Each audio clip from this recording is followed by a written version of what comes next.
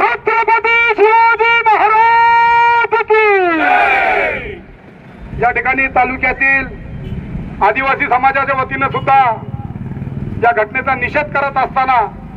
आदिवासी समाजाचे नेते आणि समाज कल्याण माजी सभापती आदरणीय तुळशीरामजी भोईर साहेब आज या ठिकाणी महाविकास आघाडीचे सर्व नेते बंधू आणि भगिनींनो, आपण जे आजच्या छत्रपती शिवाजी महाराजांच्या मालवण मधील कोसळलेल्या पुतळ्याच्या निषेधार्थ या ठिकाणी सर्वजण जमून या सरकारचा निषेध करण्यासाठी या ठिकाणी जमलेलो आहात आणि या ठिकाणी या सरकारचा जो कारभार चाललेला आहे, परंतु यांनी देवांची मंदिरं न सोडता, छत्रपतीच्या पुतळ्याला न सोडता तुमचा आमच्या दळणवळणाचा रस्ता सुद्धा यांनी भ्रष्टाचाराखाली पायमल्ली करून या जनतेची दिशाभूल केलेले या सरकारचा मी आदिवासी समाजाच्या वतीनं आणि शरद पवार गटाच्या वतीनं जाहीर निषेध करतो। आज येथे आपण महाविकास आघाडीच्या वतीने मालवणमध्ये जो छत्रपती शिवाजी महाराजांचा पुतळा कोसळला आहे, 8 महिन्यात जो उभारला गेला होता, त्यासाठी निषेध मोर्चा काढलेला आहे आणि त्यासाठी उपस्थित विघ्नहर साखर कारखान्याचे चेअरमन सत्यशील दादा शेरकर, सर्वच तालुका अध्यक्ष, सर्व जिल्हा परिषद सदस्य, सर्वच उपस्थित मान्यवर, आम्ही सर्व इथे निषेध मोर्चा म्हणून उपस्थित झालेलो आहे। आम्ही निषेध करत आहोत या महायुती सरकारचे आणि आताच बाकीच्या सर्वांनी बऱ्याचशा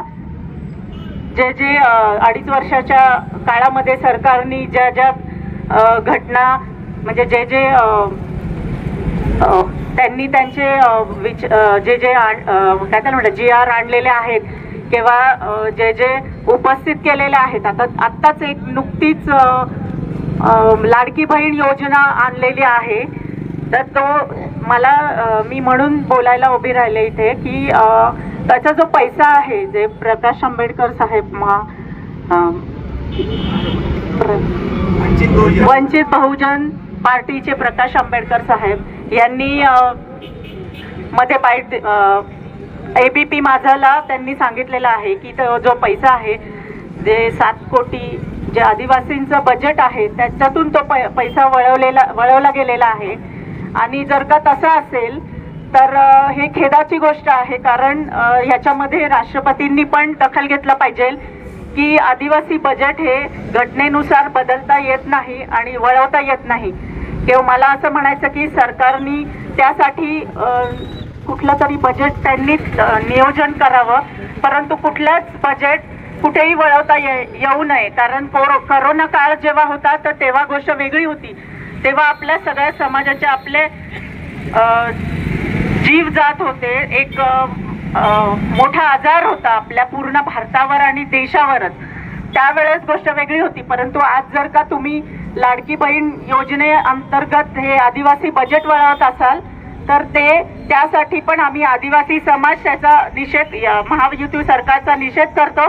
तसेच आज छत्रपती शिवाजी महाराजांचा जो मालवणमध्ये पुतळा कोसळलेला आहे त्याचाही आम्ही सर्व येथे जमून निषेध करत आहोत।